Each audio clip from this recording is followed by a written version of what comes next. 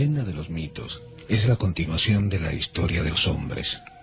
La leyenda del Grial, más que cualquier otro mito de Occidente, ha conservado la magia vigorosa que la distingue como una tradición viva, capaz de conmover tanto la imaginación como el espíritu. Rica en simbolismo, su esencia alberga un secreto que ha alimentado el hechizo místico del Grial durante los últimos 900 años. El proceso alquímico del Grial es el más importante de todos los designios espirituales. Para indagar tal misterio, hemos de irrumpir en un mundo encantado y místico, cuya complejidad y belleza parecen extenderse hasta el infinito. La historia del Grial está preñada de sucesos prodigiosos que dejó huellas imborrables en la conciencia colectiva. Es la causa de un fondo real rodeado de un halo mágico que se difundió por medio de tradiciones y leyendas a través de los siglos y que el medioevo recogió de forma extraordinaria, plasmándola en la vida de un ser casi mítico, el rey Arturo.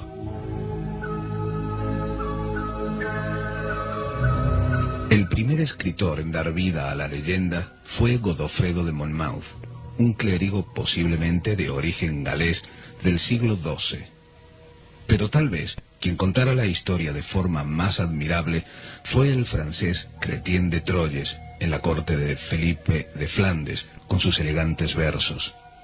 Sin Chrétien, el mito del Grial jamás hubiese existido.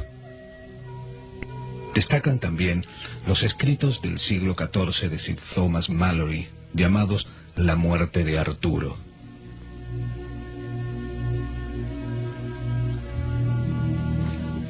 La leyenda de Arturo forma la base del ciclo de romances de la Tabla Redonda, leyendas herméticas tradicionales que son renovación de las fábulas griegas. Alude directamente a la transmisión de los conocimientos científicos antiguos, bajo el velo de ingeniosas ficciones popularizadas por los trovadores galeses y picardos. Más tarde, y dada la popularidad que adquiría el relato, otros autores se añadieron a la lista, intensificando la gloria del mítico rey Arturo, de sus nobles caballeros y del Grial, como fue el caso del poeta alemán Wolfram von Eschenbach, con su Parsifal, obra que sirvió de inspiración a Richard Wagner para su famosa ópera. El Grial y su historia comienzan en tiempos de Jesús de Nazaret, con un hombre santo, José, nacido en Arimatea, aldea situada en la Judea palestina. De joven se trasladó a Jerusalén, donde se dedicó al comercio. Por aquellos tiempos, Jesús predicaba su doctrina, y José, impresionado, se convirtió en discípulo suyo. Después de la crucifixión del Maestro, José se hizo cargo de su cuerpo y de la copa en la que la noche anterior Jesús celebrara la última cena con sus discípulos. José continuó celebrando el rito de la Eucaristía con la copa, que más tarde recibió el nombre de Santo Grial. Pasados algunos años, el prefecto romano de la ciudad se enteró de la existencia del cáliz y mandó a apresar a su poseedor. Ignorando el destino que le esperaba, José estaba en un bosque de cedros, acompañado de su buen criado Alan, disponiéndose a celebrar el rito del pan y del vino junto a sus parientes y amigos. De pronto, vieron una gran luz que se acercaba, y dirigiéndose a ellos les dijo: «Escuchad, fieles custodios del Grial, el prefecto de Jerusalén quiere apoderarse de él. Tu casa, José, será sellada, y tú corres peligro de ser recluido en una mazmorra. Marchaos rápidamente con el sagrado cáliz y llevadlo al otro lado del mar, hacia poniente». «Pero ni yo ni mi familia conocemos el arte de navegar», respondió José. «Desechad cualquier temor, porque el Señor quiere salvaros. Llevad con vosotros el santo grial y la mesa de plata, y que os acompañen vuestros familiares. José y Alan fueron a su casa, donde comunicaron la visión a sus familiares, y todos desearon partir de inmediato. El numeroso grupo partió hacia las playas de Fenicia ese mismo día. Llevaban consigo el santo grial y un cofre de madera de cedro con incrustaciones de piedras preciosas y una mesa redonda de plata. Esperaron en la playa. El sol mostraba sus últimos rayos mientras desaparecía en el horizonte. De pronto oyeron una poderosa voz que les dijo: «Toma tu manto y ponlo sobre las aguas, José. Ya te indicaré a su tiempo el final del viaje». El manto se extendió y dio cobijo a todos, mientras comenzó a flotar y a alejarse de la costa. Transcurrieron semanas. Por fin, un día, divisaron una costa brumosa. La milagrosa nave se detuvo en la orilla y se escuchó nuevamente la voz que decía: «Viviréis en este país de hoy en adelante. Aquí dejarás el grial y la mesa de plata. Sus moradores no conocen a Dios. Tú predicarás su doctrina».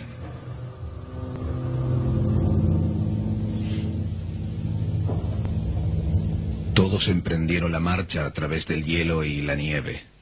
Un crudo invierno se hacía notar en la isla de Britania.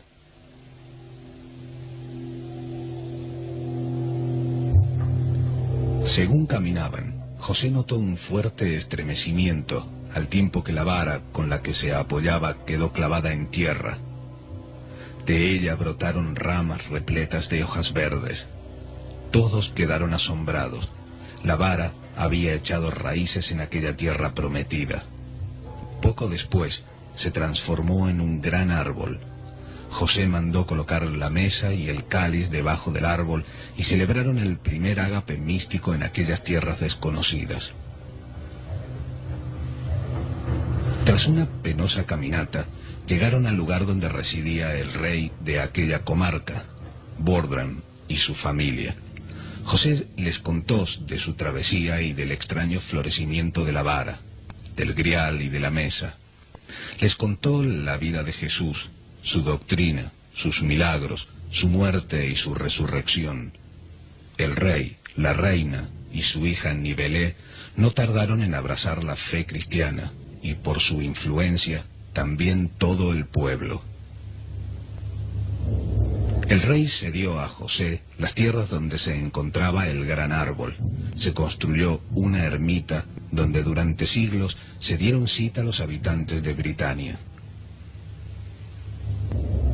José de Arimatea dejó el grial y la mesa al rey para que lo custodiara, y le dijo que habrían de pertenecer al primero que unificara todo el país y se alzara como rey.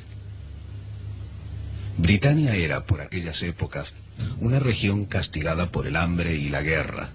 Hacía tiempo que el Imperio Romano había roto su relación con los pueblos galeses y celtas. Una vez desaparecido el poder de Roma, los britanos se habían desunido y se enzarzaban continuamente en luchas civiles que ocasionaban verdaderas calamidades entre la población. El grial, símbolo del bien, permanecía oculto a la espera de un rey para toda Britania. Entretanto, José predicaba la doctrina del Salvador. De vez en cuando, José volvía a los dominios de Bordram para descansar. El rey siempre le preguntaba: ¿cuándo llegará ese rey único con el que todos soñamos?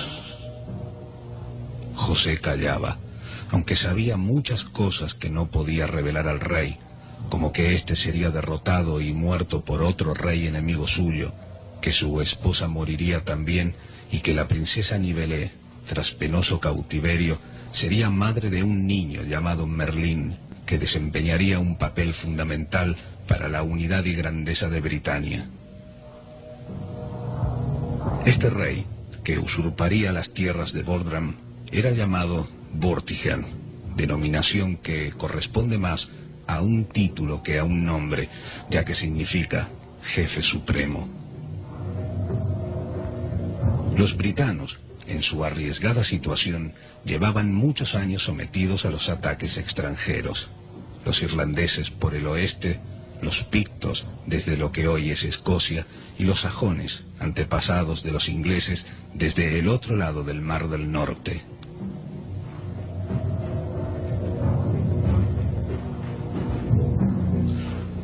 Poco antes del final del período romano, unos cuantos sajones, anglos, jutos y tribus de origen germánico se habían establecido en la isla.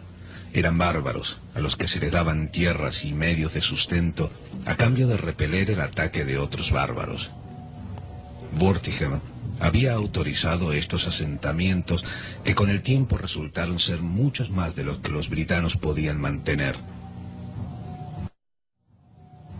Estos bárbaros se levantaron en armas, atacando y saqueando a lo largo y ancho del país y penetraron en muchas zonas del imperio.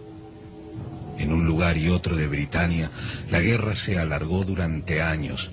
El progresivo fracaso de los britanos frente a ese avance convirtió la mayor parte del país en Inglaterra, la tierra de los anglos.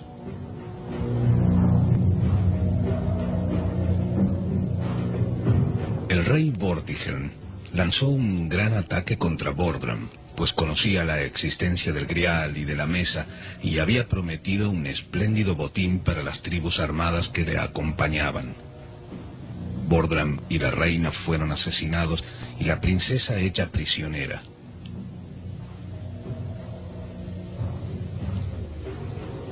José de Arimatea, Alan y algunos de sus familiares desaparecieron misteriosamente. El Grial y la Mesa de Plata no pudieron ser hallados.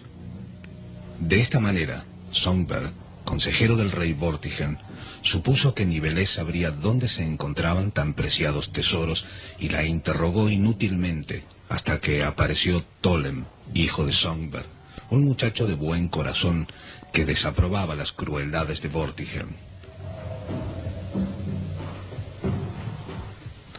Tolem supo más tarde que el triunfo del rey Vortigern se apoyaba en la traición y que los reyes vencidos no murieron en combate, sino asesinados, por lo que se dispuso a salvar a la muchacha.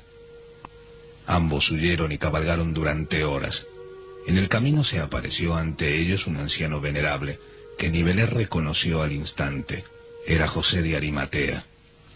Este les acogió en su cabaña y le habló a Tolem sobre Jesús y su obra.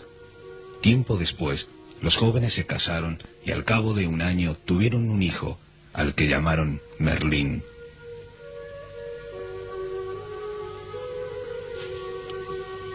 Merlín nació con poderes sobrehumanos. Era un gran vidente, por lo que poseía el don de la profecía. Se dice de él que fue el responsable de la construcción de Stonehenge, que anteriormente estaba emplazada en Irlanda, pero que él desmontó y volvió a erigir en la llanura de Salisbury. Entretanto, en Britania, las luchas por el poder se sucedían. En este sombrío panorama, el cristianismo había germinado ya en muchas comarcas y el Santo Grial y la Mesa de Plata se convertían en símbolos de la fe.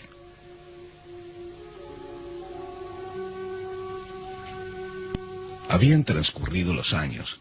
José y los padres de Merlín ya no estaban en este mundo. Solo quedaba Alan como fiel custodio del Grial. Alan representa aquí la tradición esotérica, fiel sirviente, encargada de transmitir las verdades de la ciencia y los misterios de la vida y de la muerte, que comunica a Merlín a su debido tiempo. Alan revela a Merlín que pronto conocería al padre del futuro rey de Britania.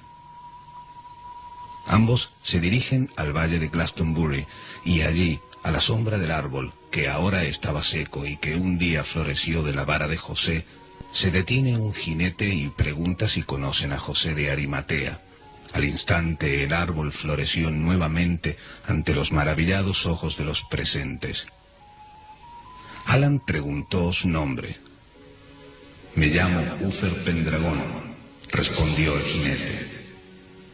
José de Arimatea me citó en este lugar para algo muy importante. Alan reveló a Uther la muerte de José y que tendría la misión de luchar contra Vortigern y liberar al pueblo de su tiranía. Y así sucedió. Uther juntó los dos señoríos, aunque siempre se mantenía en lucha contra otros invasores.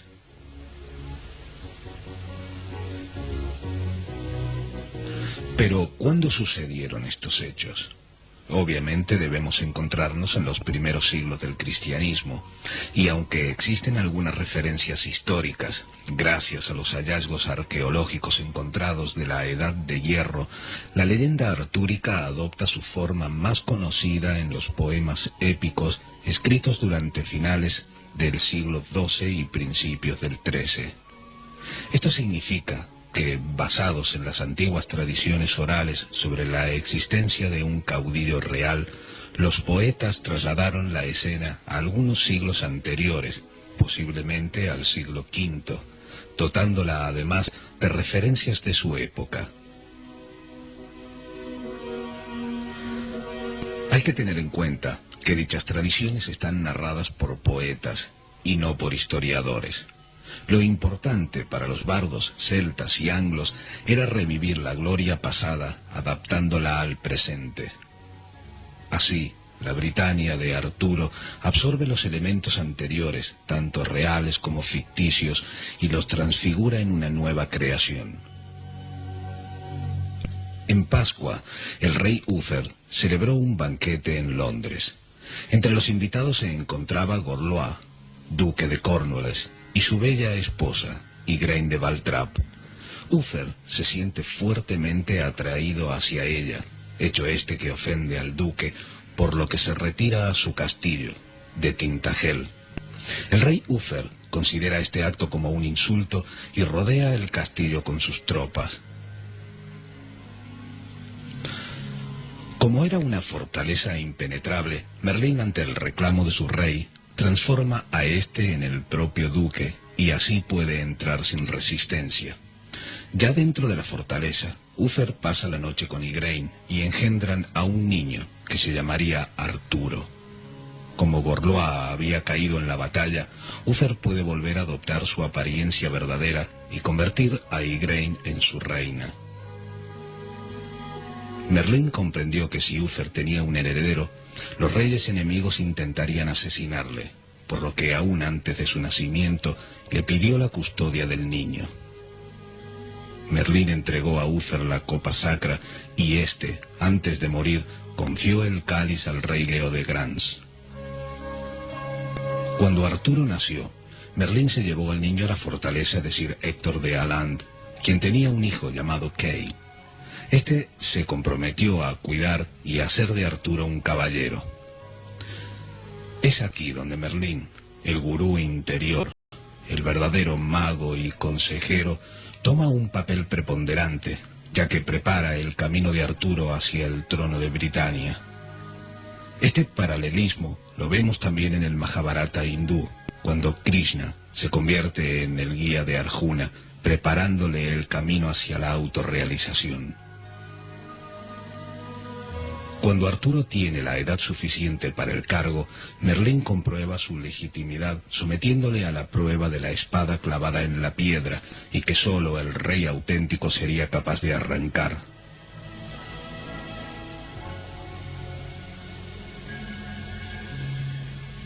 Merlín visita al obispo de Londres y le expone un plan para acabar con las guerras. 10 días antes de la Navidad, el obispo, siguiendo las recomendaciones de Merlín, ordena a todos los nobles de poner las armas bajo pena de excomunión.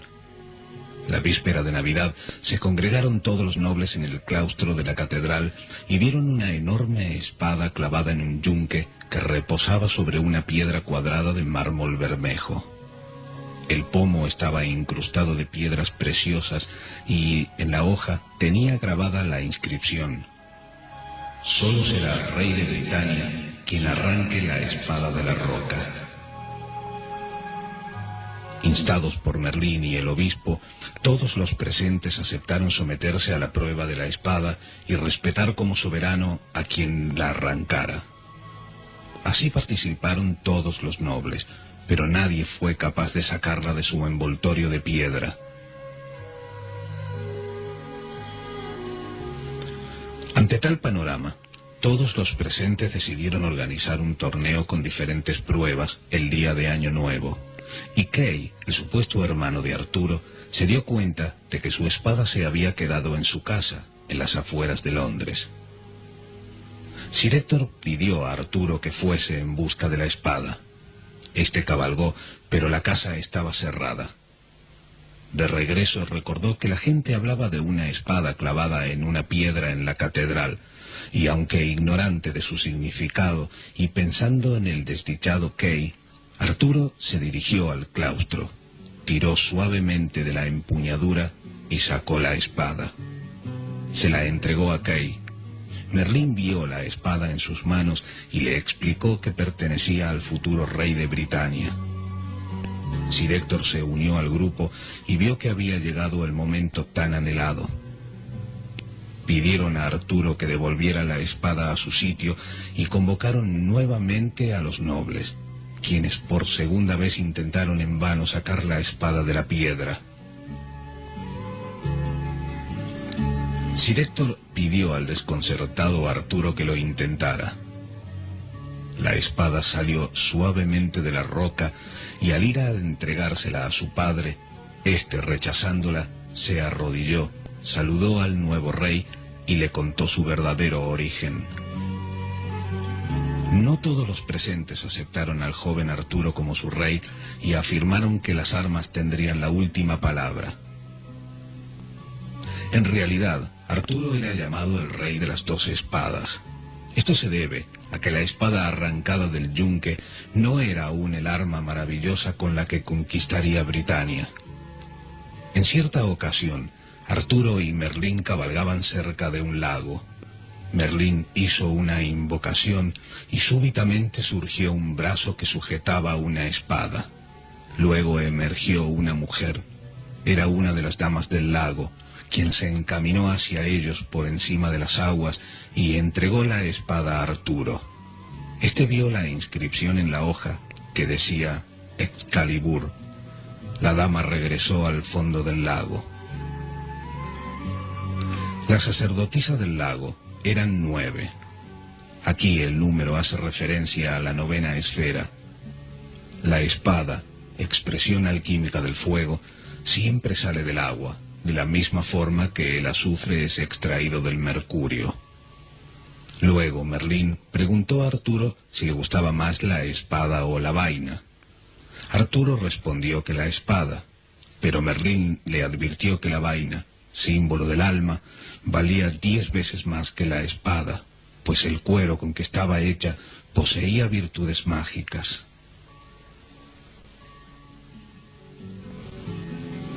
La espada arrancada del yunque da la realeza, y Excalibur la victoria y la invulnerabilidad, pero ambas han de fundirse en una sola, Excalibur. Aconsejado por Sir Héctor y Merlín, Arturo emprendió la marcha por los pueblos cercanos a Londres en busca de nuevas tropas. Pasó el tiempo y logró reunir miles de hombres, entre los que se encontraban 2 reyes poderosos, Pan de Benwick, padre de Lanzarote del Lago, y Bons de Gaula, quienes tenían su reino cruzando las aguas.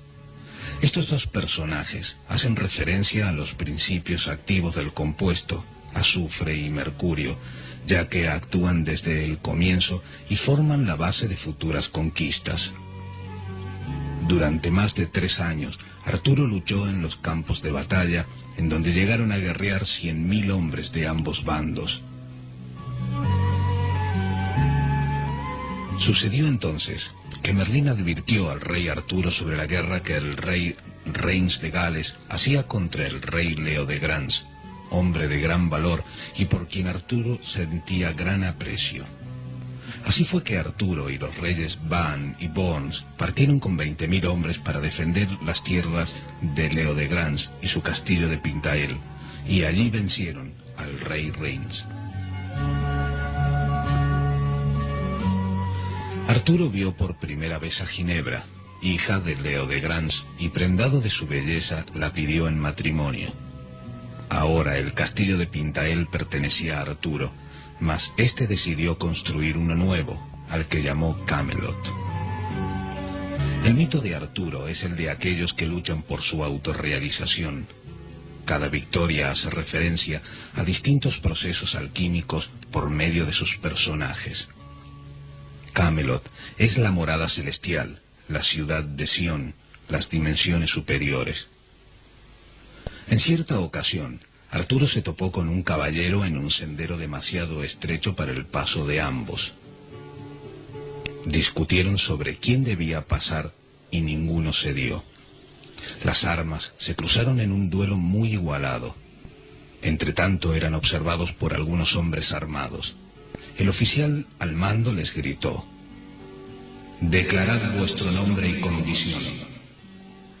En aquella época, por razones de honor, dicha petición obligaba a una respuesta inmediata. «Soy Arturo Pendragón, rey de Britania. Soy Lanzarote del Lago, humilde servidor del rey Arturo». Lanzarote, llamado el mejor caballero, quedó atónito al saber que estaba luchando contra el mismo rey a quien venía a servir. El oficial ordenó atacar, pero los jóvenes se defendieron y tras herir a algunos de ellos pusieron en fuga al resto. Fue así como Lanzarote conoció a su rey. Arturo estaba ya en disposición de merecer el cáliz y por mandamiento de Merlín se construyó una enorme mesa redonda de roble en la que se sentarían los caballeros elegidos por el rey. El día de la inauguración del castillo de Camelot y en medio de una gran ceremonia, Arturo mostró a todos los nobles asistentes el Santo Grial y la mesa, y allí mismo fundó la Hermandad de la Mesa Redonda, cuyos fines era proteger al desvalido y defender la justicia y el bien en Britania. La Mesa Redonda cumple un papel preponderante en el mito artúrico. El hecho de que sea redonda deja entrever que nadie está a la cabeza y que todos son iguales en importancia. Significa también aquello que no tiene principio ni fin. Simboliza la Tierra, los planetas, las estrellas y las esferas. Es, en definitiva, un compendio del universo. Tiene, además, una estrecha relación con la última cena de Cristo y sus apóstoles. Tanto los discípulos como los principales caballeros eran 12. De esta forma se establecía una vinculación tangible entre su orden de caballería y los discípulos de Cristo, entre caballería y religión.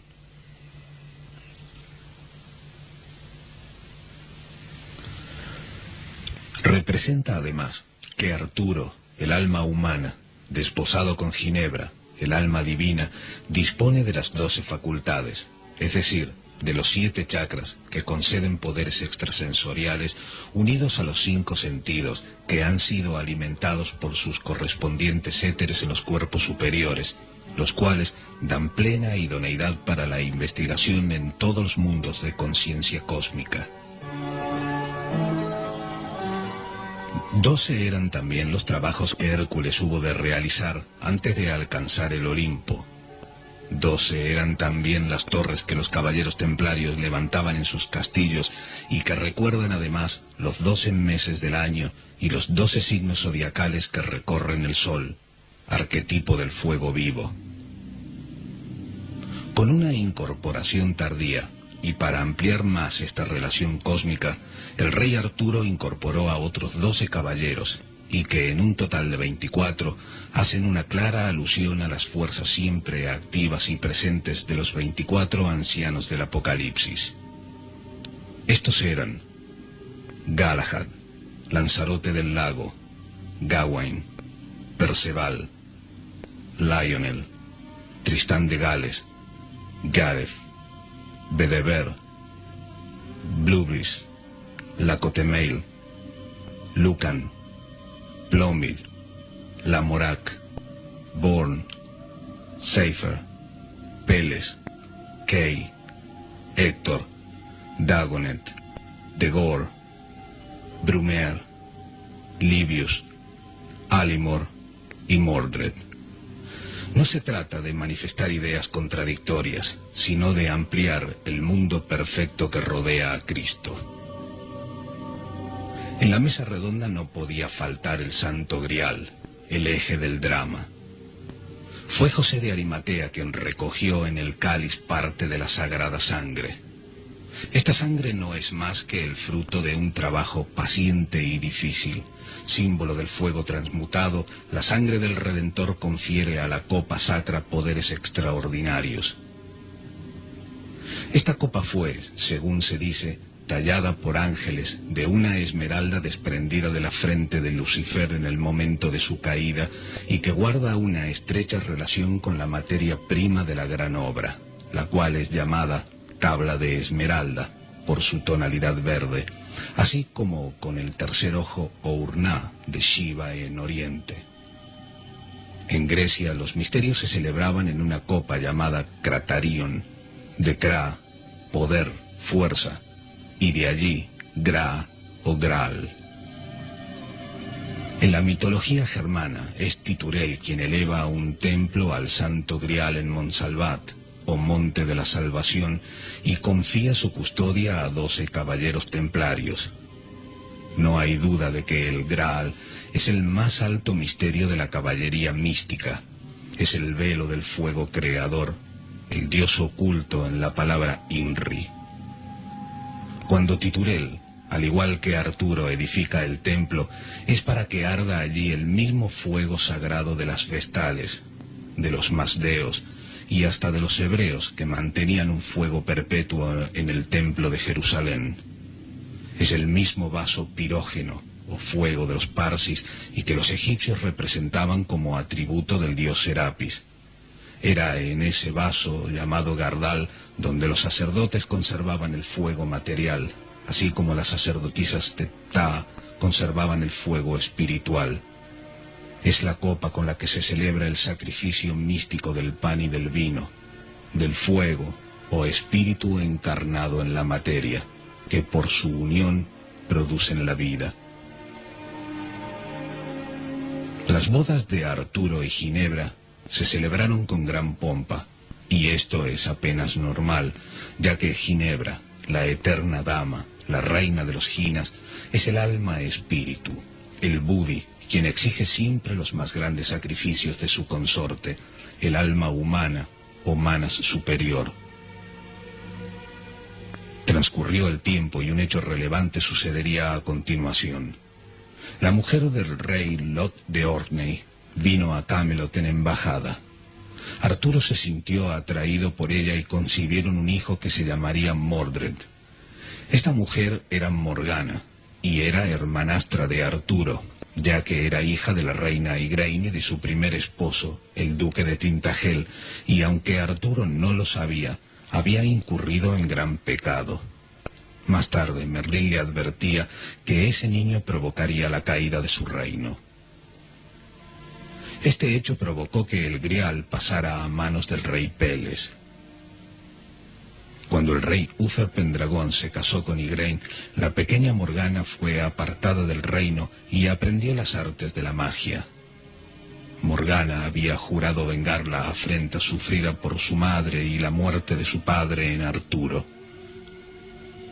Este hecho es notorio, ya que Morgana alegoriza el pecado, y Mordred el resultado de tal acción. Entretanto, el rey Arturo nombraba caballeros a los más valientes hombres de armas.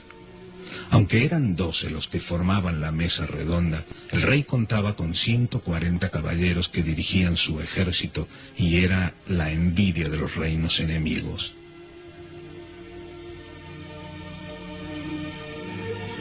Como quiera que la Britania, gobernada por Arturo, soportaba constantes invasiones de los pictos, sajones, escotos y otras tribus, los caballeros de la mesa redonda estaban siempre defendiendo la unión del reino e iban en pos de grandes aventuras. Fue con esos caballeros que Arturo conquistó 7 reinos, que en su aspecto esotérico hacen referencia a los 7 centros de poder del hombre y a las 7 dimensiones fundamentales del universo. Aluden también a la conquista alquímica y sus 7 planetas correspondientes. Cada uno de los caballeros, la alusión de sus nombres y las gestas que llevan a cabo suponen diferentes conquistas en el terreno alquímico. Entre incontables hazañas, Lanzarote rescata a una dama que estaba prisionera en una torre desde hacía años. Aquí se hace referencia al mercurio, que Lanzarote libera a fin de generar un nuevo cuerpo. Pero para que esto suceda, según el régimen propio de la piedra, es menester que el mercurio primario deje de existir. Esta es la razón por la que los habitantes del lugar ruegan a Lanzarote que les liberes de una serpiente dragón que estaba encerrada en una tumba. Cuando el caballero llegó, vio escritas sobre la tumba letras de oro que decían así: aquí vendrá un leopardo de sangre de reyes y matará a esta serpiente, y este leopardo engendrará un león en este país, el cual león sobrepujará a todos los otros caballeros. Lanzarote es la imagen del fuego primario que debe regenerarse en un nuevo cuerpo. Azufre y mercurio deben pasar por sucesivas transformaciones. Fue así que Sir Lanzarote levantó la tumba y salió de allí un enorme dragón serpiente. Luchó con él mucho rato y a la postre, con gran trabajo, lo mató. La joven agradecida le presentó a su padre, el rey Peles, y cuando entraron en el castillo para tomar una comida, una blanca paloma llegó a la ventana. En su pico traía un pequeño incensario de oro y despidiendo un aroma como si todas las fragancias del mundo estuvieran allí reunidas. Luego vino una doncella muy hermosa llevando un vaso de oro entre sus manos, ante el cual el rey se arrodilló muy devotamente. «Oh Jesús», dijo Sir Lanzarote, «¿qué puede significar esto?» «Esto», dijo el rey, «es el más rico objeto que ningún hombre pueda tener, y cuando este objeto se vaya, la mesa redonda se quebrará. Y sabe bien que este es el Santo Grial». Mucho deseaba el rey que Sir Lanzarote yaciese con su hija llamada Elaine, pues sabía bien que engendraría un hijo que se llamaría Galahad, por quien todo el país sería sacado de peligro y por él revelado el misterio del Grial. Lanzarote fue invitado a pernoctar en el castillo de Caso, propiedad del rey Peles. Allí fue recibido y agasajado por los sirvientes. La joven Elaine le esperaba en una recámara por requerimiento de su padre. Entretanto, fue dada a Lanzarote una copa de vino que contenía una poción mágica y se sintió tan ardiente y deseoso que sin dilación se dirigió a la recámara y allí engendró a Galahad. La creación y continuidad de un nuevo fuego está en la figura de Galahad, quien más tarde ocuparía la llamada silla peligrosa de la mesa redonda. Galahad fue educado por el rey Peles, que era descendiente de José de Arimatea. Nos detendremos un instante para señalar que fue José, cuyo nombre deriva de la raíz hebrea Ges, el fuego, quien vio crecer un enorme árbol brotado de su vara en el valle de Glastonbury. Ese árbol verde y frondoso no es otro que el roble. En términos alquímicos, se identifica al roble como el sujeto de la obra, materia primera que ofrece su madera para la construcción del tonel donde el vino o fuego debe fermentar. Aquí el rey Peles, por su parentesco, no es más que la continuación de ese fuego, por lo que ambos, patriarca y rey, químicamente hablando, no son más que uno. Un día antes de la fiesta de Pentecostés, todos los caballeros se encontraban en Camelot. Vino allí una hermosa doncella y reclamó de Sir Lanzarote el hacer caballero a un joven. Este accedió, y se internaron en un espeso bosque de las cercanías, donde posteriormente llegaron a una abadía. 12 monjas acompañadas por su abadesa trajeron a un joven tan hermoso y gallardo que Lanzarote pensó que no habría otro como él. El día de Pentecostés le hizo caballero, aunque no supo que se trataba de su hijo.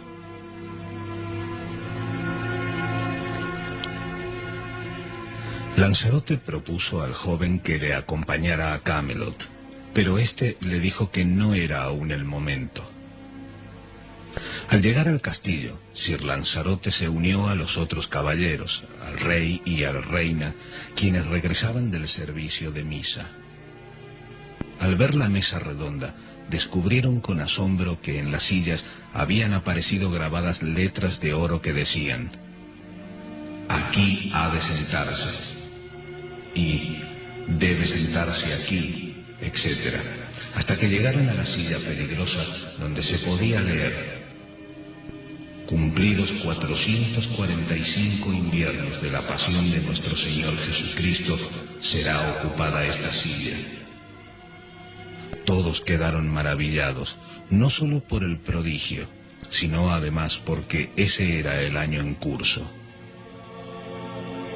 En ese momento entró un escudero que había visto una piedra cuadrada de mármol bermejo, la piedra filosofal, que tenía una espada clavada y que flotaba en el río cercano al castillo. Bajaron todos al lugar y vieron que tal espada tenía el pomo recubierto de piedras preciosas y con letras de oro grabada esta frase: «Ningún hombre me saque de aquí, sino aquel a cuyo costado debo colgar, que será el mejor caballero del mundo». Cuando el rey Arturo leyó la frase, ofreció a Lanzarote el sacar la espada de la piedra, pero éste le respondió que no era su espada y que quien osara sacarla sin ser el elegido recibiría una herida de la que tardaría mucho tiempo en sanar, y vaticinó que ese mismo día comenzarían las aventuras en la búsqueda del Santo Grial. Todos regresaron al castillo y cada cual se sentó en la silla que le correspondía, y solo quedó vacía la silla peligrosa. En la última cena que Cristo celebró con sus apóstoles también se encontraba el asiento peligroso de Judas. Solo el elegido, el más alto discípulo, puede utilizarlo, aquel que ha de pasar por la última y más importante prueba, la iniciación de Judas. Entretanto, vino un anciano vestido todo de blanco, quien traía a un joven de la mano, con armadura bermeja y sin espada en la vaina. El día de Pentecostés, Cristo apareció con semblanza de fuego, y Sir Galahad con armadura roja, el color del fuego por excelencia. El joven saludó a todos diciendo: «La paz sea con vosotros». Y luego el anciano le presentó, asegurando que era de la estirpe de reyes y del linaje de José de Arimatea, es decir, del fuego secreto, y le sentó en la silla peligrosa, en la que decía también: «Este es el sitio de Galahad, el alto príncipe». Entonces dijo Arturo: «Señor, sed bienvenido, pues moveréis a muchos buenos caballeros a la demanda del Santo Grial y acabaréis lo que jamás pudo llevar a término ningún caballero». Entonces el rey tomó de la mano a Sir Galahad y lo condujo hasta el río y le mostró la piedra con la espada. «Sabed», dijo Arturo, «que ningún otro ha sido capaz de arrancar esta espada de la piedra». «Señor», respondió Galahad, «esta no es ninguna maravilla, pues no es de ellos, sino mía». Sacó suavemente la espada de la piedra y dijo: «Ahora está mejor que estaba antes, y con ella sanaré de su vieja herida a mi abuelo, el rey Peles. Aquí, una vez más, el disolvente representado en la espada anuncia la recrudescencia del oro. Por este término, los viejos autores designan el rejuvenecimiento del rey, o fuego, y en este caso la curación del descendiente de José, ya que recrudecer significa volver al estado primitivo.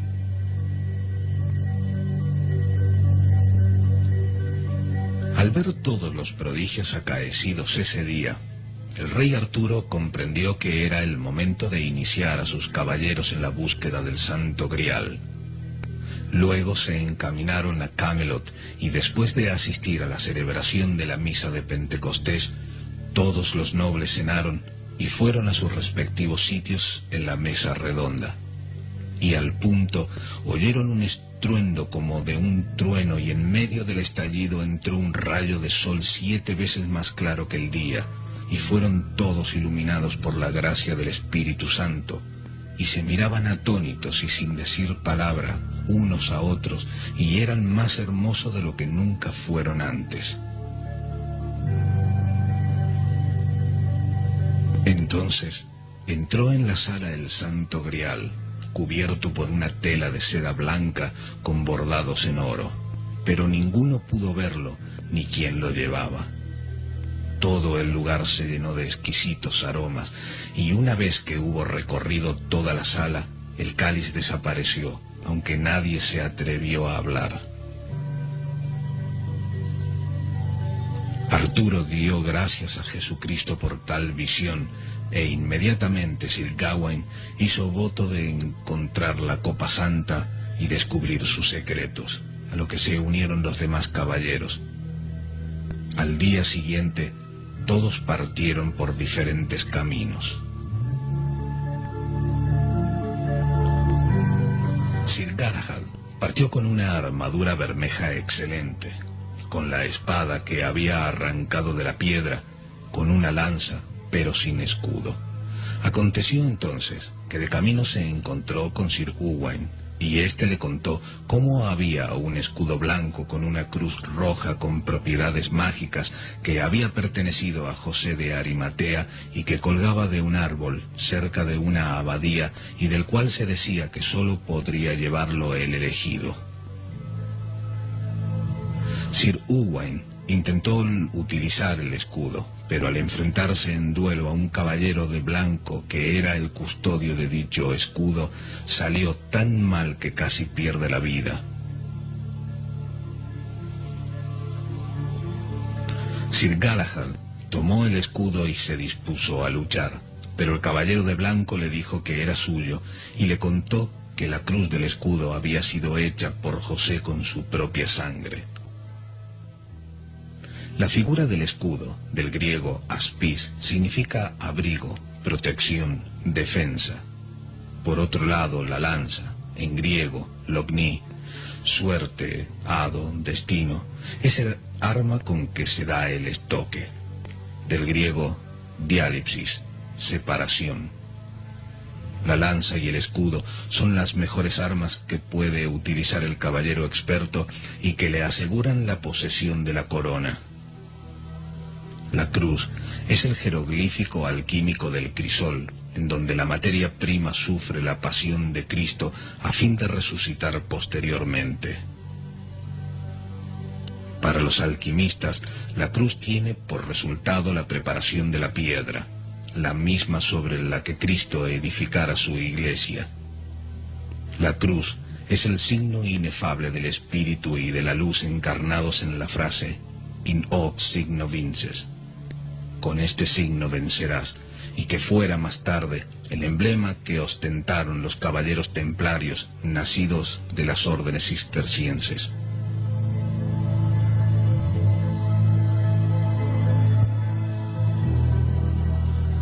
Galahad, protegido por sus magníficas armas, llega al castillo de las doncellas, a orillas del río Severn, al oeste de Gran Bretaña, y allí derrota a los 7 caballeros que tenían esclavizado el castillo y libera a las doncellas encerradas. Estos 7 caballeros son los 7 pecados capitales. El oeste es el punto donde el sol se pone. La oscuridad, la muerte y las 7 doncellas son las virtudes que el fuego libera. Fue así que Sir Galahad y los otros caballeros continuaron la búsqueda del Santo Grial, entre los que se encontraba uno de los más valientes, Sir Perceval de Gales. La historia de Perceval está muy unida a la de Galahad y por ende al Grial. Después de jurar la búsqueda del Grial y partir de Camelot, la primera aventura de Perceval se centra en un bosque de las cercanías por el cual corría un río, normalmente de aguas poco profundas, que el joven Perceval quiso cruzar. Pero ese día su caballo estuvo a punto de tirarlo cuando las aguas subieron su cauce de forma imprevista y repentina. Sintió temor de cruzar esas aguas e hizo la señal de la cruz en su frente. Entonces sintió como un demonio se sacudía por encima suyo y se arrojaba a las aguas, que entonces parecían hervir. El demonio quería llevarlo a perdición, pero Perceval rogó durante toda la noche a Jesucristo para que le ayudara. Ya de mañana siguió por un valle y vio a una serpiente prender a un león joven por el cuello y detrás un gran león rugiendo tras ellos.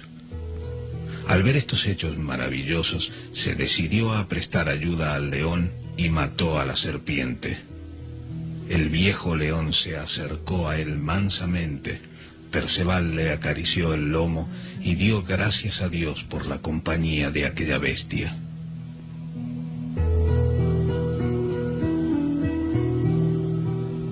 Esa noche tuvo un sueño en el que vio a 2 damas, una que cabalgaba sobre un león y otra sobre una serpiente, la cual le pidió que fuese su caballero, mas éste se negó. La dama le dijo entonces que debería luchar con el caballero más fuerte del mundo. Al despertar, vio a un anciano en una barca, quien interpretó su visión y le advirtió que en esa lucha demostraría ser digno miembro de la mesa redonda. Perceval es la esencia, el Buddhata es Pistis Sophia.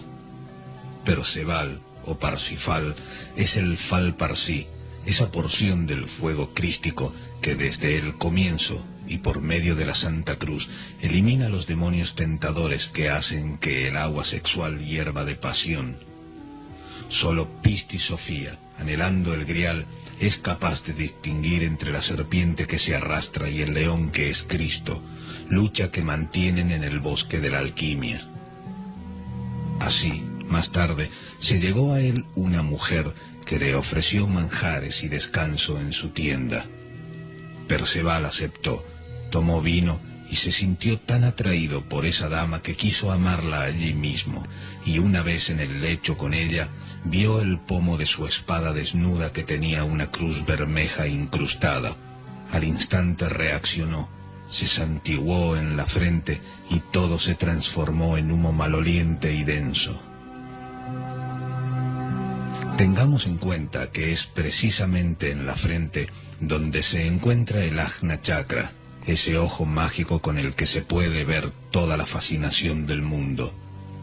Arrepentido, se hirió en el muslo con su espada y rogó a Jesucristo que le perdonase, y en su desdicha dijo: «Cuán cerca estuve de perderme, y de perder lo que jamás habría vuelto a tener, que es mi virginidad, pues nunca más se puede recobrar después que se ha perdido». Dice el Apocalipsis de San Juan que vio a un jinete que tenía una cinta alrededor del muslo que tenía la inscripción: Rey de Reyes y Señor de Señores. Esa cinta está a la altura del sexo: Rey de Reyes y Señor de Señores. Fue así como Perceval se liberó del demonio de la lujuria, cruzó luego las aguas y continuó la búsqueda del Grial.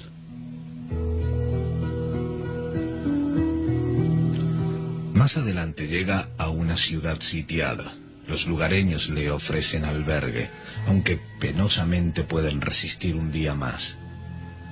Allí conoce Perceval a su amor, la joven y bella reina Blancaflor, quien se presenta como una alegoría de los cambios del mercurio, ya que la joven, dice Cretien de Troyes, tiene la piel más blanca que el más blanco cristal, su pelo más negro que el azabache, y colorean sus mejillas 2 puntos más rojos que lo más rojo que existe. Estos colores, que designan las permutaciones del mercurio, van en número de 3 y siguen un orden invariable, del negro al rojo, pasando por el blanco, y están representados por el cuervo, la paloma y el faisán. Pero un viejo adagio dice que natura non facit saltus, la naturaleza no da saltos, lo que equivale a decir que al no actuar bruscamente se manifiestan en la redoma muchos otros colores intermedios que aparecen entre los principales. Perceval yació abrazado castamente con Blancaflor. Al día siguiente se enfrentó y venció a Clamadeo y a sus 20 caballeros. En esa tierra todo cambió, y a partir de entonces reinó una paz duradera. Pero el joven caballero se va para continuar con la búsqueda del Grial y promete a su amada Blancaflor que regresará. Perceval cabalga y pide asilo a 2 pescadores que vio en un lago. Estos le llevan a un fabuloso castillo, donde le recibe el anfitrión, que era uno de esos pescadores y el rey de aquel lugar. Este, estando en su trono, se excusa por no poder levantarse, y aunque Perceval siente curiosidad, no pregunta el por qué. Estamos en el castillo del Grial, que es invisible para todos, salvo para los dignos. Rey y caballero conversan animadamente y el rey obsequia a Perceval una espada. En eso entra un paje con una lanza de cuya punta mana una gota de sangre. Aparecen entonces otros 2 pajes con candelabros, una doncella con un grial de oro puro adornado con joyas y luego otra con una fuente de plata labrada.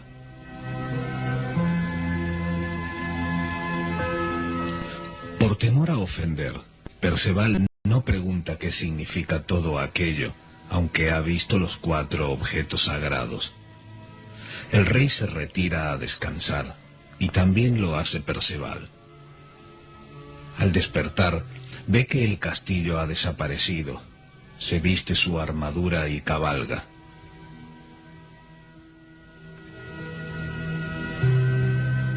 Después ve a una doncella que le interroga acerca del castillo y si vio los objetos sagrados.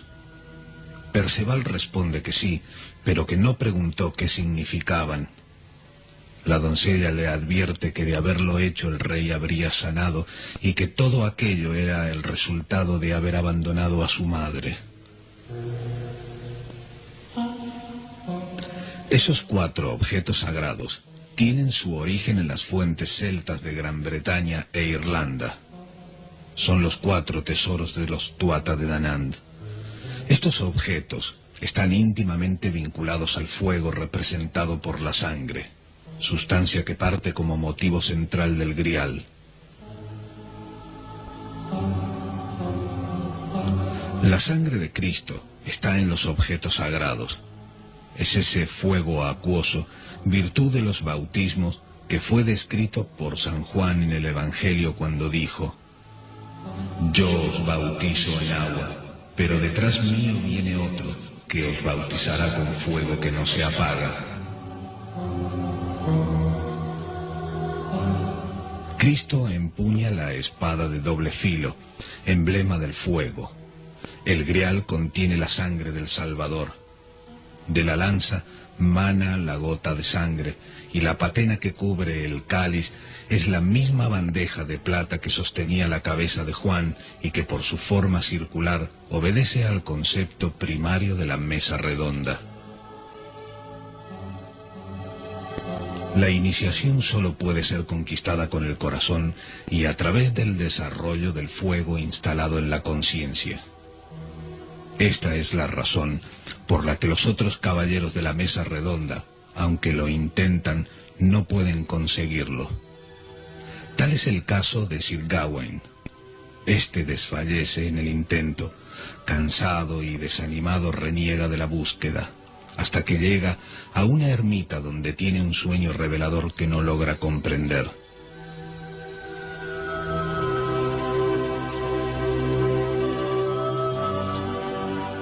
En su visión, Gawain ve en una verde pradera a 150 toros negros, otro con una mancha y 2 blancos que pastaban cerca de un pesebre.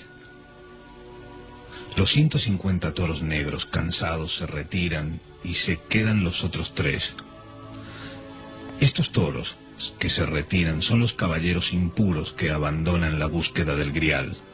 El pesebre es la mesa redonda y el prado verde representa la humildad y la paciencia.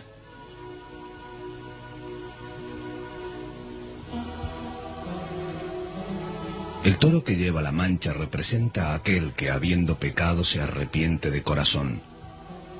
No olvidemos que hay más alegría en el cielo por un pecador que se arrepiente que por 1000 justos que viven allí. Este representa a Sir Bors, quien después de haber pecado se mantuvo siempre puro. Los 2 toros blancos son Sir Galahad y Sir Perceval, el fuego nuevo que aviva a la conciencia, los cuales pastan con paciencia y humildad, virtudes necesarias que no tiene Sir Gawain, que representa la mente inferior, siempre incrédula, impaciente y orgullosa.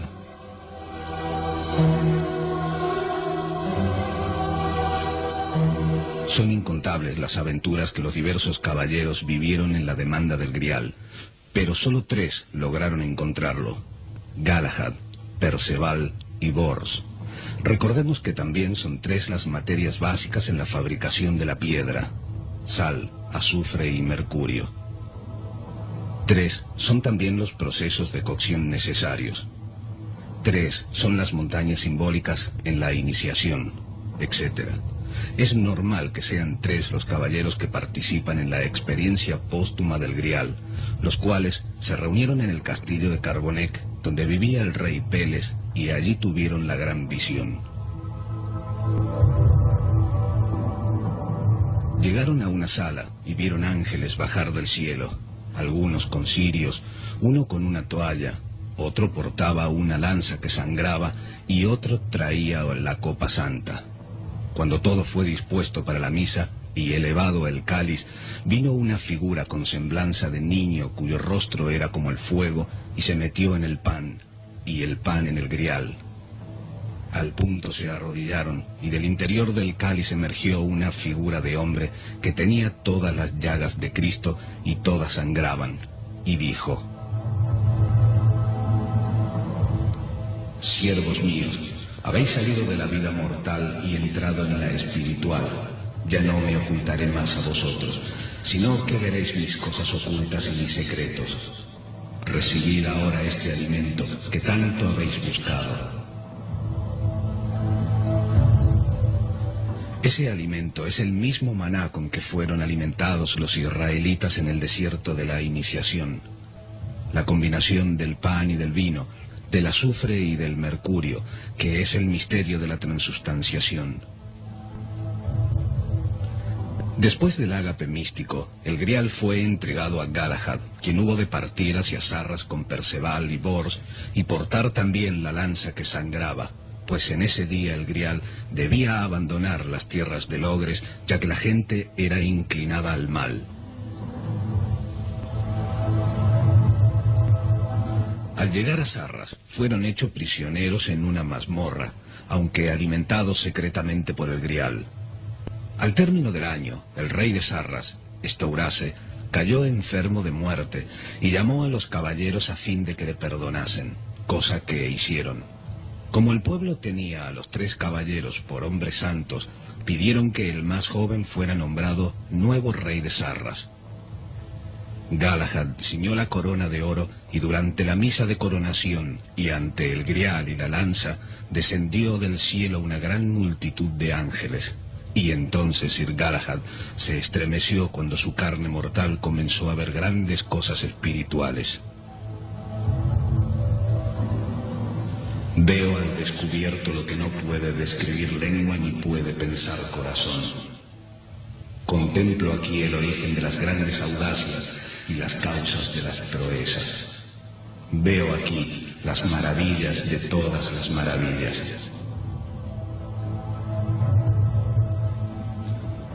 En el momento de recibir la unción, alzó las manos al cielo y rogó a Jesucristo le llevase con él en espíritu. Dicho esto, Galahad besó a Perceval y a Bors y pidió que saludaran a Sir Lanzarote, su padre, recordándole lo mudable de este mundo. Se arrodilló ante la mesa y en estado de éxtasis su alma partió con Jesucristo acompañada por coros de ángeles.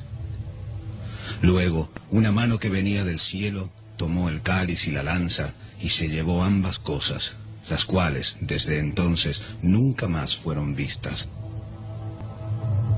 Trátese de la espada o la lanza, ambas tienen como emblema al sol. La lanza de Longinus que hiere el costado del Salvador, haciendo manar de la herida agua y sangre, se afirma como el agente capaz de transformar el mercurio en azufre, el azufre en elixir y el elixir en medicina, recibiendo entonces el nombre de corona de los sabios que ostenta Sir Galahad, ese azufre ardiente y multiplicado, enmascarado bajo el término de piedra filosofal, y que es para el adepto lo que la tiara para el papa y la corona para el monarca. Es el emblema mayor de la soberanía y la sabiduría. De esta manera, el fuego exaltado se desprende de su corporeidad, elevándose al rango de perfecto.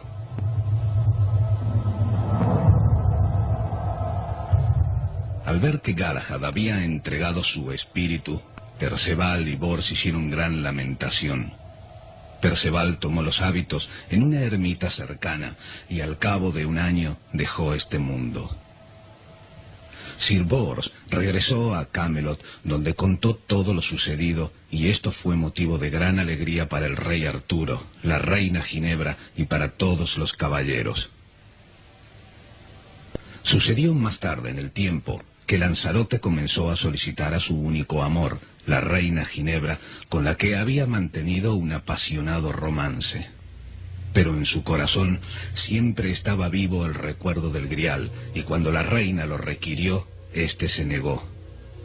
Ofendida la reina lo echó de la corte, y Lanzarote se refugió en una ermita cercana. Tanto la reina Ginebra como Lanzarote vivieron momentos de gran agitación, ya que los caballeros de la corte sospechaban del adulterio y en varias ocasiones trataron de sorprenderles, aunque en realidad el propósito de algunos de ellos no era otro que utilizar esa situación para hacerse con el gobierno de Britania y ver destruida la flor de la caballería. Dos nobles estaban a la cabeza de la traición, Sir Agravain y Sir Mordred. Estos se reunieron junto a otros 12 y en ausencia del rey Arturo quisieron tomar la justicia por su mano, pero Lanzarote los mató a todos, excepto a Mordred, que logró escapar y dar cuenta al rey de lo sucedido. Así fue que el Arturo ordenó que la reina Ginebra fuera a la hoguera, como era costumbre en aquellos tiempos, pero Lanzarote logró rescatarla y la llevó a la gozosa guarda. Este fue el comienzo del fin de la mesa redonda, ya que algunos se unieron a Lanzarote, pero el rey Arturo, acompañado de Sir Gawain, le hizo guerra sitiándolos con un gran ejército durante meses. Aconteció entonces que esta guerra fratricida llegó a oídos del Papa, y éste envió bulas para que Arturo de Inglaterra recibiese a su esposa otra vez y pusiese fin a su disputa con Lanzarote. El rey, por mandato del Papa, perdonó a ambos, pero no Sir Gawain, ya que Lanzarote había matado a sus dos hermanos y le instó a que se fuese del reino, por lo que éste se refugió en Francia. Pero Arturo, a instancias de su sobrino Sir Gawain, decidió perseguirle y declararle la guerra, por lo que Arturo nombró a Sir Mordred gobernador de toda Inglaterra con poderes sobre la reina Ginebra. Arturo desembarcó en Francia y sus tropas causaban grandes estragos. Lanzarote envió una dama con un mensaje de paz, pero Gawain convenció al rey para seguir luchando. Así transcurrió medio año y la guerra continuaba. Entretanto, Sir Mordred, como gobernador de toda Inglaterra, no tuvo problemas en falsificar cartas que parecían llegadas desde Francia y en las que se decía que el rey Arturo había muerto, por lo que se coronó como rey en Canterbury, y estando en Winchester, dijo a la reina Ginebra que la tomaría por esposa, por lo que ésta sintió gran pesar, aunque ocultaba su repulsa hacia Mordred con buenos modales. De esta manera, engañándolo, se refugió en secreto en la Torre de Londres. El propio obispo lo excomulgó, pero esto no le importaba al traidor, quien le amenazó de muerte, por lo que el obispo se refugió en una ermita. Recordemos que, tal y como Merlín predijo en su día, Mordred, que representa el resultado de acciones perversas del pasado, sería la causa de la caída del reino. Estando en Francia, Arturo recibió la noticia de la traición y se preparó para resistirle. Entretanto, Mordred se encaminó hacia Dover y allí luchó a fin de detener el desembarco del rey, pero éste pudo hacerse con la costa. Gawain resultó gravemente herido y sus últimas palabras fueron escritas en una misiva para Lanzarote, reconociéndole como el más grande caballero y rogándole que defendiera a su rey, y luego murió.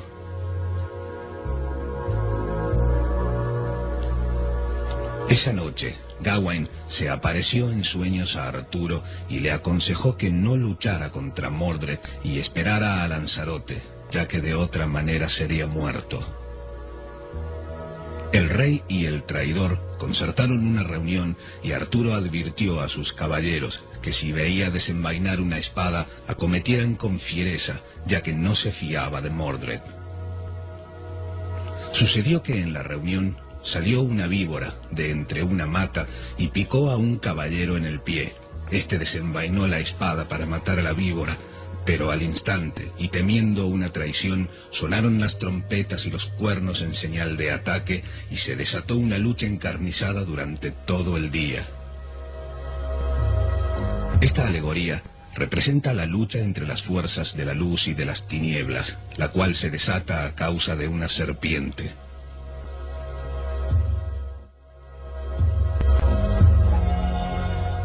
El campo estaba lleno de muertos, tantos que casi no quedaban caballeros, sino unos pocos en pie, y el rey vio que Mordred estaba solo, y sin tomar en cuenta el consejo de Gawain de que no luchara ese día, y pensando que no encontraría mejor oportunidad para matar a Mordred, tomó una gruesa lanza y corrió hacia el traidor.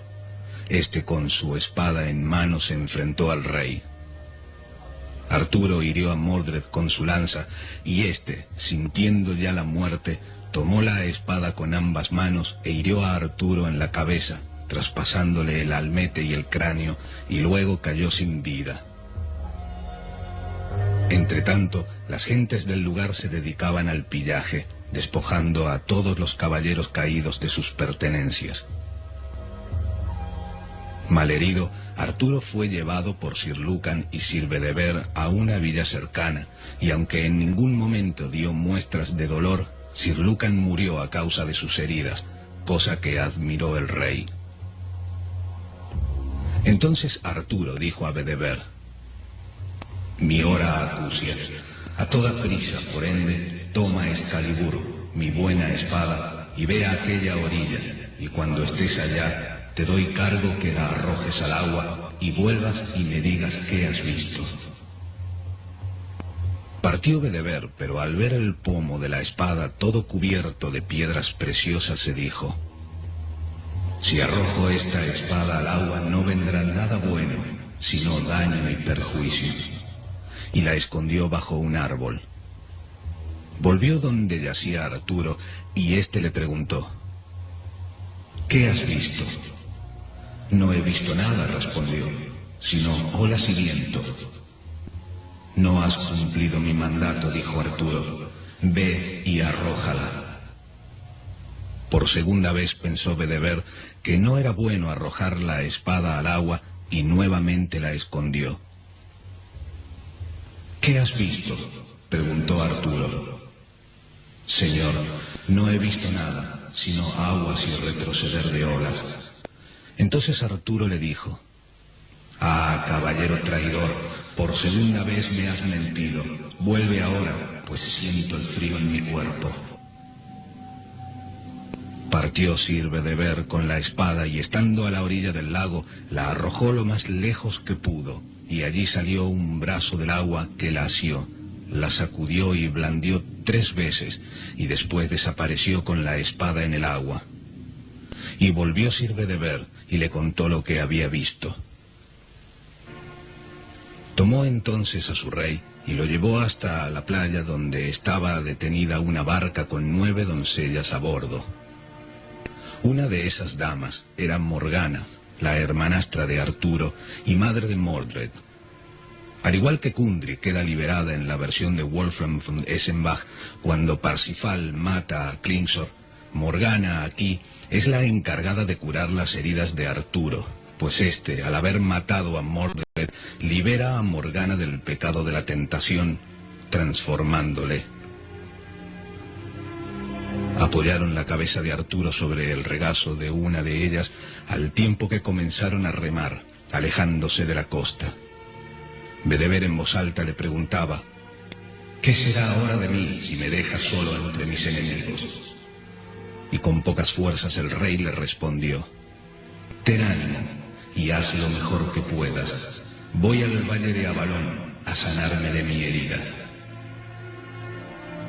Avalón, esa isla misteriosa, fue el lugar donde se forjó la magnífica espada Excalibur.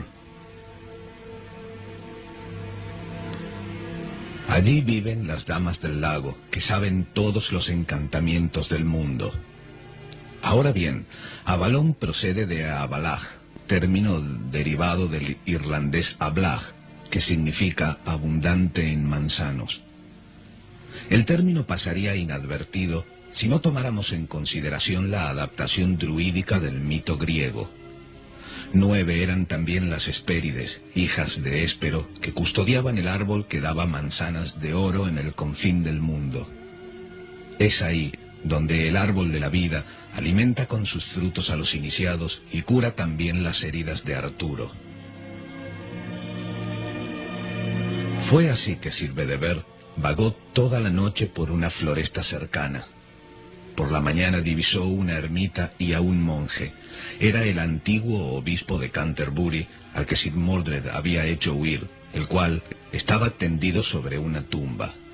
Bedeber preguntó quién estaba allí enterrado, pues el obispo le rezaba con gran devoción, aunque dijo no saberlo, pero que a medianoche llegaron allí varias damas y le pidieron que lo enterrase.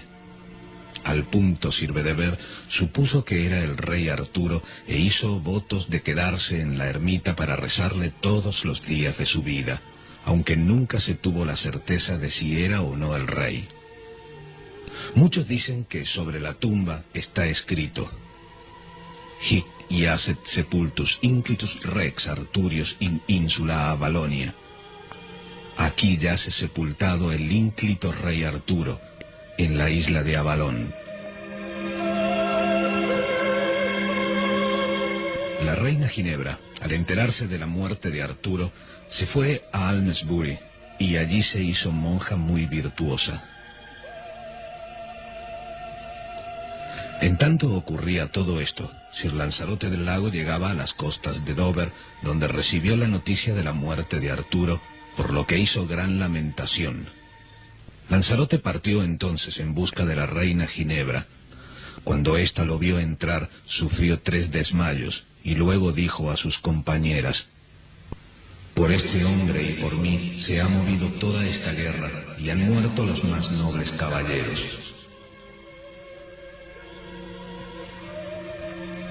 Dirigiéndose luego a Lanzarote le dijo: «Por tanto te suplico que no vuelvas a mirarme a la cara, y te mando que renuncies a mi compañía y ruegues por mí que pueda enmendar mi errada vida». «Dulce señora», respondió Lanzarote, «el mismo destino que habéis tomado vos, tomaré yo, por agradar a Jesús». Partió de allí Lanzarote y cabalgó durante todo el día, y al fin halló una ermita, y el que cantaba misa era el obispo de Canterbury. Este y Sir Bedever reconocieron a Lanzarote, quien rogó al obispo le dejase ser su hermano, y allí sirvió este noble caballero día y noche, con oraciones y ayunos. Entretanto, la hueste que esperaba en Dover fue enviada de vuelta, y Sir Bors, Sir Héctor, Sir Blamor y otros buscaron a Lanzarote por toda Inglaterra, hasta que Sir Bors le encontró en la ermita y tomó también los hábitos. Lo mismo sucedió 6 meses después con otros 7 caballeros, y todos buscaron la perfección del espíritu. Lanzarote recibió, después de 6 años, el hábito de capellán. Cierta noche tuvo una visión en la que se le encargaba ir a buscar a la reina Ginebra, que había muerto, para enterrarla junto a su esposo, el rey Arturo. Así ambos descansaron juntos en la ermita. 6 semanas después, Lanzarote enfermó gravemente. Cierto día, el obispo tuvo una visión a medianoche en la cual veía en su propia celda a Lanzarote rodeado de un coro de ángeles que le abrían las puertas del cielo. El obispo alertó a los demás y, dirigiéndose a su celda, hallaron su cuerpo muerto, del que emanaba una fragancia dulce como nunca habían percibido, y luego le llevaron a la gozosa guarda, donde fue enterrado. Sir Constantino, hijo de Sir Cador de Cornualles, fue elegido como rey de Inglaterra, ya que era muy noble caballero, y Sir Bors, Sir Héctor, Sir Blamor y Sir Bleoberis fueron a Tierra Santa, donde Jesús sufrió su pasión y muerte, pacificando aquellas tierras, y allí murieron un Viernes Santo, por amor de Dios. Toda esta alegoría de supuestos adulterios y secretos amores no encierran más que enseñanzas alquímicas. Recordemos que a Zeus, el padre griego de los dioses, se le adjudican muchos romances, y que, al igual que en la leyenda artúrica, representan distintos procesos de asociaciones del mercurio y del azufre, leyendas herméticas que fueron cantadas y transmitidas por los trovadores galeses y picardos. Arturo, figura mítica de una edad dorada, de una edad de oro, dio origen a numerosas obras literarias en las que las cruzadas jugaron un papel relevante, absorbiendo los principales valores de la cultura sufí. La exótica atmósfera del desierto y las descripciones de los ricos y civilizados paraísos de Tierra Santa sedujeron a Europa entera, mientras las conquistas de las más sagradas ciudades, en 1099, proyectó hacia las alturas el fervor religioso de príncipes y campesinos. El resurgimiento de la fuerza de la cristiandad y el profundo interés por Tierra Santa alentaron la conciencia religiosa y contribuyeron a inspirar los mitos artúricos del Grial, de una época que, aunque desaparecida, ha de volver, ya que es una constante cíclica. Arturo, el noble rey del Grial, es también el emblema de esa humanidad elegida que ha de reconquistar su nacimiento espiritual. Es el fénix que ha de renacer de sus propias cenizas. Arturo, Ginebra, Lanzarote, Perceval, Galahad y los demás están dentro nuestro. La búsqueda del Grial es una consecuencia, resultado de sucesivas conquistas en las que los cobardes, los timoratos y los indecisos están excluidos. El Grial, esa copa santa y milagrosa que contiene el maná que todo lo cura y alimenta, no ha desaparecido, sigue latente a la espera de ser nuevamente conquistado por la fuerza del valor y del amor que sólo las grandes almas son capaces de dar.